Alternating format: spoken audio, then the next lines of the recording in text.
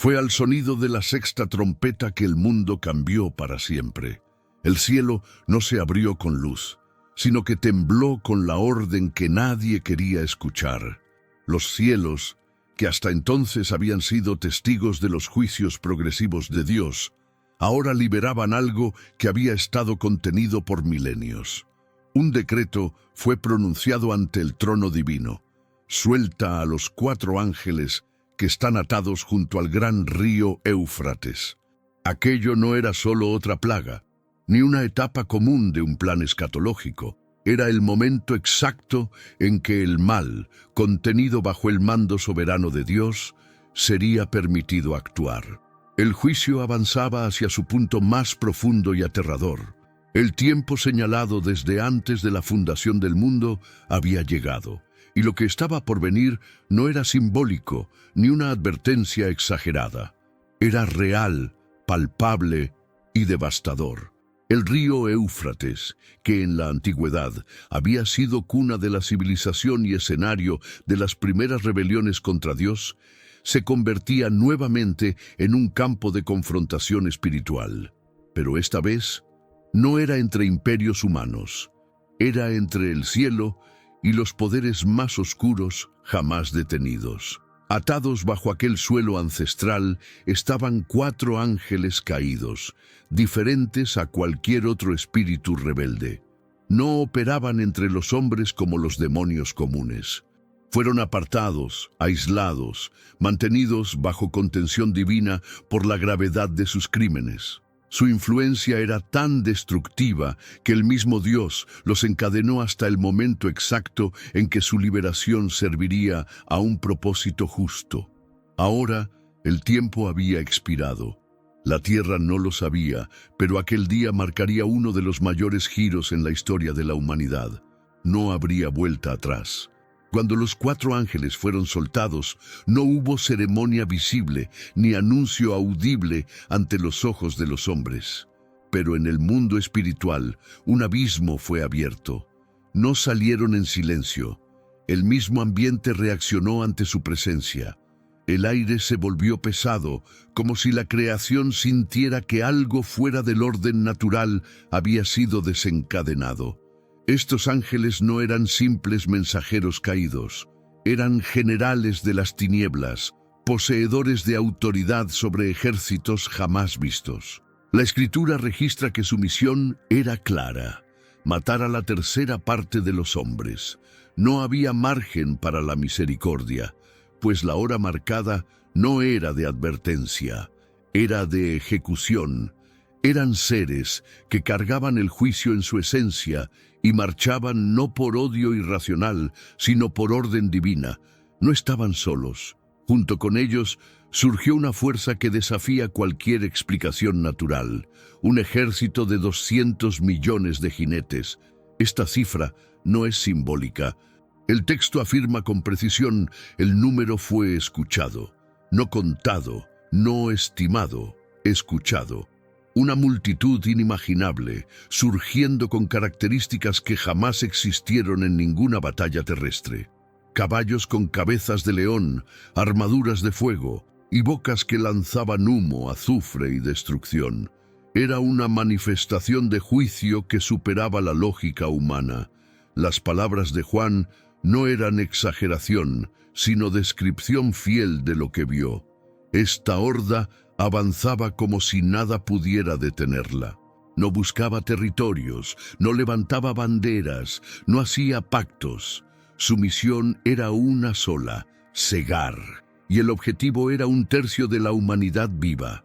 La destrucción no vino en oleadas lentas, fue rápida, directa, sin espacio para defensa ni escape. Las naciones observaron el colapso de las estructuras en las que confiaban. Ejércitos, gobiernos, ciencia, tecnología. Nada ofrecía resistencia al avance de aquel juicio. Las armas de los hombres parecían juguetes frente a la fuerza despiadada que arrasaba continentes enteros. Ciudades enteras fueron engullidas por la muerte, no como fruto de guerra convencional, sino como efecto directo de una ejecución celestial. Era como si cada jinete supiera exactamente a dónde ir, a quién alcanzar y en qué medida actuar. El caos no era desorganizado, era intencional, dirigido por manos invisibles y perfectamente cronometrado según los designios del Altísimo. Aquellos que sobrevivieron no podían negar que algo sobrenatural estaba ocurriendo, pero incluso ante la devastación, la reacción de la mayoría fue de insensibilidad. No hubo clamor colectivo por misericordia, no hubo quebrantamiento en masa. El terror invadió los corazones, pero no generó arrepentimiento. Los ídolos permanecieron en los altares. Los espíritus malignos continuaron siendo adorados. Las prácticas de hechicería, inmoralidad y asesinato siguieron activas, como si nada se hubiese aprendido. Lo que Juan vio y escribió parte el corazón. Incluso después de perder a 1/3 de la población mundial, los hombres no se volvieron a Dios. El juicio que debería despertar la conciencia solo reveló la profundidad de la corrupción del corazón humano. El escenario espiritual se tornó aún más denso.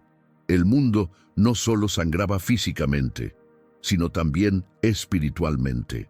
Era como si el velo entre los dos mundos estuviera siendo rasgado, exponiendo la verdadera fuente de la maldad que durante tanto tiempo operó tras bastidores en la historia humana.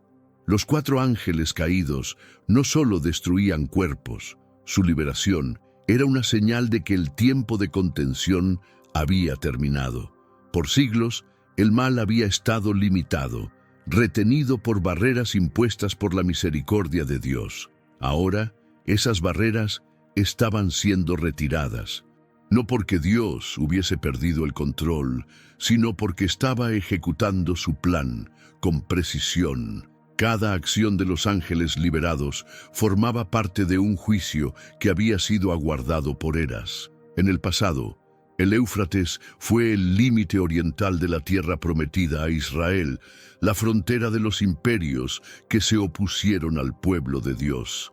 Babilonia, Asiria, Persia, todos florecieron a las orillas de ese río. Ahora, del mismo lugar, surgía la respuesta divina acumulada contra milenios de rebelión. Era como si el propio suelo de ese territorio estuviera cargado de memorias espirituales, y la liberación de los ángeles fuera el ajuste final de cuentas con los poderes que allí habían prosperado. Pero esta vez no había exilio ni cautiverio temporal. Había muerte, había juicio. La liberación de los 4 ángeles era la reversión de la contención, y el mundo empezaba a sentir el peso de lo que siempre ignoró. Dios es paciente, pero no indiferente. La humanidad había atravesado juicios anteriores, terremotos, hambre, guerras, plagas, pero nada se comparaba con lo que estaba ocurriendo ahora. Esto no era la naturaleza en convulsión, ni el colapso de sistemas humanos. Era una acción directa del cielo contra la tierra. No se podía atribuir a la casualidad. El sonido de la 6ª trompeta marcaba el inicio de una nueva etapa, donde el tiempo de advertencia daba paso al tiempo de ejecución. Y eso quedaba claro no solo por la violencia del ataque, sino por el silencio que lo seguía. Un silencio ensordecedor, como si el mundo entero supiera instintivamente que algo irrevocable había sido activado. El cielo ya no pedía atención, ahora exigía respuesta. Mientras el terror se extendía, los mensajeros de Dios, aquellos que aún estaban sobre la tierra, comprendían la gravedad de lo que se cumplía. Los profetas habían hablado de ello, los apóstoles habían anunciado ese tiempo, pero verlo cumplirse con tal exactitud era abrumador. No había cómo presenciar aquella escena sin estremecerse. Los hijos de Dios sabían que estaban protegidos espiritualmente, pero eso no los hacía indiferentes. Muchos lloraban, no por miedo a la muerte, sino por la dureza de los corazones humanos. Sabían que cada jinete que avanzaba era también una sentencia contra el rechazo del Evangelio, contra los que se burlaron de la cruz, contra los que cambiaron la verdad por mentiras cómodas. La precisión de los eventos dejaba claro que no era el caos gobernando, era un plan. El texto sagrado afirma que los 4 ángeles fueron preparados para la hora, el día, el mes y el año. Nada fue aleatorio. El juicio no llegó antes del tiempo, ni se retrasó. Dios, en su soberanía, sabía exactamente cuándo permitir la liberación de esas entidades. Eso revelaba un principio eterno. Incluso los actos más oscuros del juicio divino ocurren bajo su control absoluto. Los ángeles caídos, por más poderosos y destructivos que fueran, no estaban libres. Estaban designados. Servían, aunque no lo quisieran, a un propósito mayor. Y ese propósito no era simplemente castigar, sino exponer la verdad. El mundo había rechazado la salvación por tanto tiempo que finalmente enfrentaba lo que eso significaba. Las naciones, que antes confiaban en sus riquezas, ejércitos y estabilidad, ahora veían todo derrumbarse ante sus ojos. Ninguna cultura, gobierno o religión fue perdonada. No importaba si eran desarrollados o pobres, instruidos o ignorantes, la sentencia era global. 200 millones de jinetes no distinguían banderas ni idiomas. Avanzaban sobre todo y todos con la misma furia y precisión. Era un retrato real de lo que significa vivir separado de Dios. No era un castigo ciego, sino la consecuencia de siglos de decisiones humanas acumuladas. La justicia finalmente alcanzaba a la generación que insistió en caminar sin arrepentimiento, y lo que quedaba ahora era el silencio sofocante de quienes presenciaban la caída de todo lo que consideraban eterno.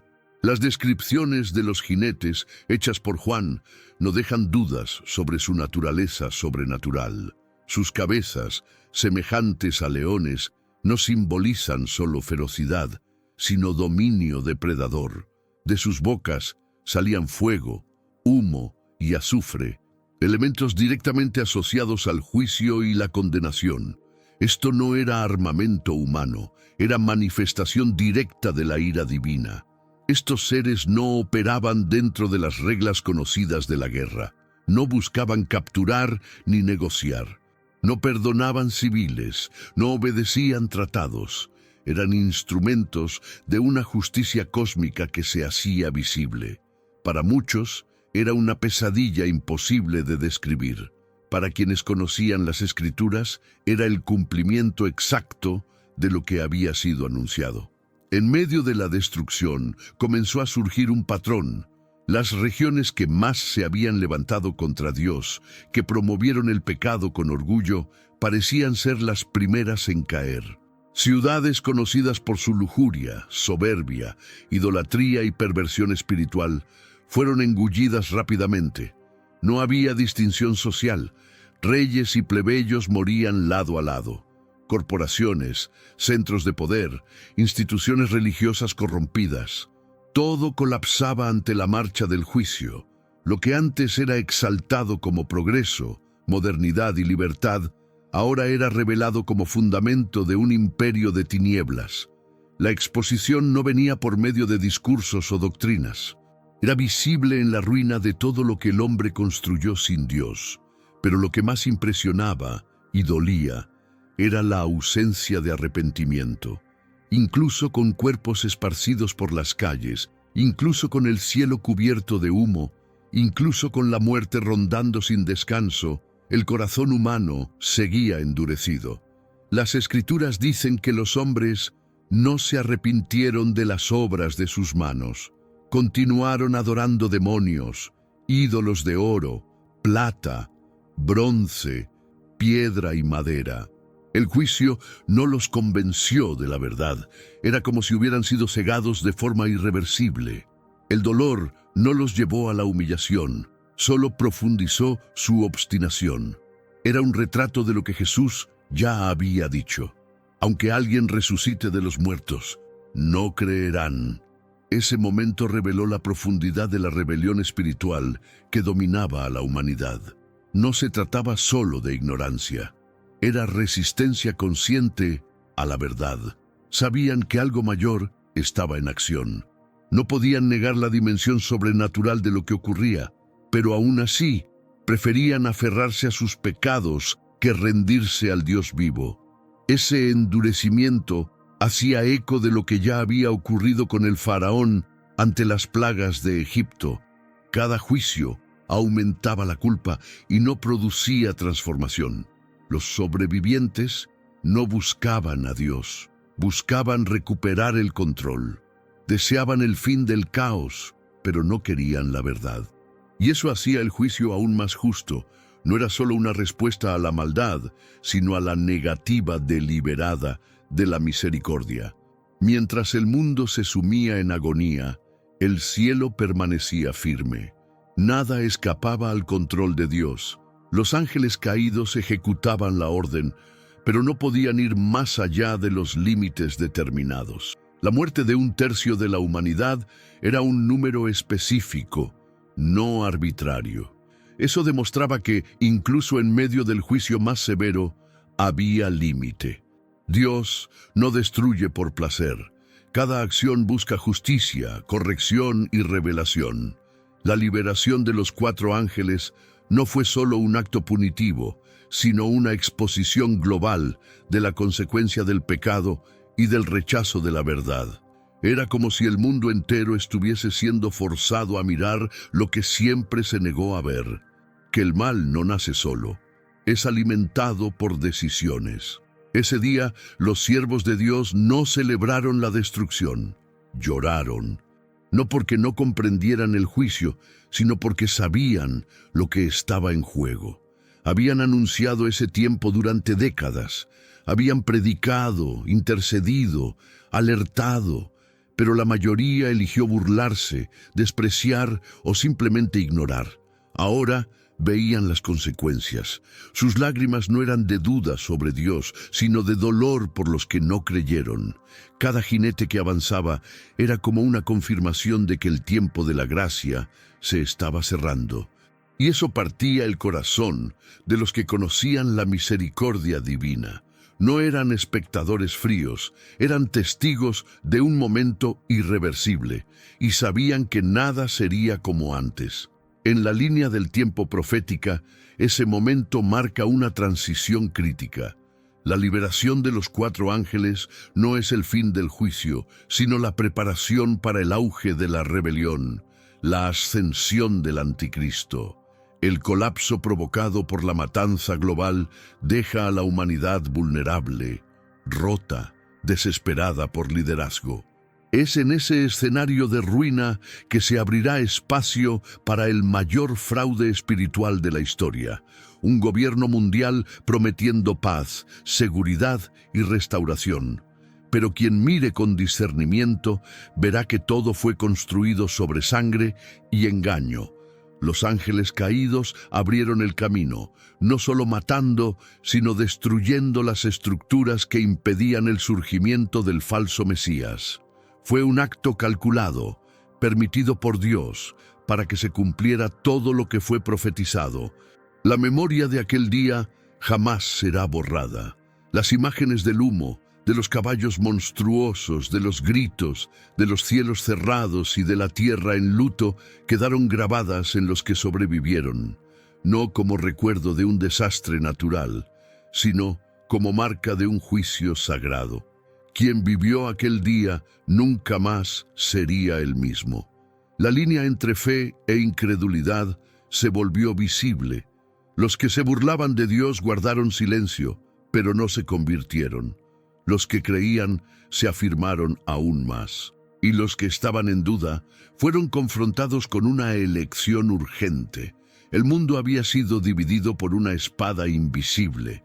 De un lado, los que pertenecían a la luz, del otro, los que prefirieron las tinieblas, incluso cuando la muerte tocó a su puerta. Los que estudiaban las Escrituras sabían, lo que estaba ocurriendo no era el fin completo, sino el anuncio del final absoluto. Aún quedaban otras trompetas, otras copas, otros juicios. Pero la liberación de los 4 ángeles caídos fue la señal de que la contención espiritual había llegado a su fin. A partir de allí, los poderes del infierno tendrían libertad para operar de forma más explícita, y la humanidad, ya endurecida, caminaría rápidamente hacia su mayor alianza con las tinieblas. Ya no habría excusas ni ignorancia. El engaño sería voluntario. La elección por el anticristo no sería por falta de evidencia de la verdad, sino por rechazo claro de ella. Y todo comenzaba allí, en aquel día en que el Éufrates tembló y los portones espirituales se abrieron. Aquellos 4 ángeles no volvieron a ser apresados. Su misión era definitiva. Fueron soltados para ejecutar juicio y lo hicieron con precisión. Pero, más que la destrucción física, dejaron un rastro de ruptura espiritual. El mundo ya no era el mismo. La falsa paz que vendría después no borraría la memoria del horror vivido. En realidad, sería construida sobre él.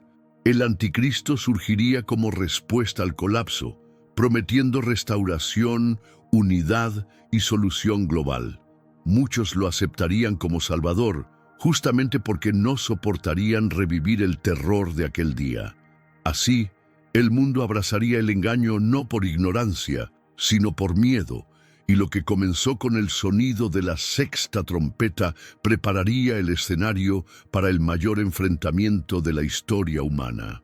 Aún ante tanta oscuridad, había una certeza que sostenía a los fieles. Dios todavía estaba en el trono. Nada, absolutamente nada, escapaba de su dominio.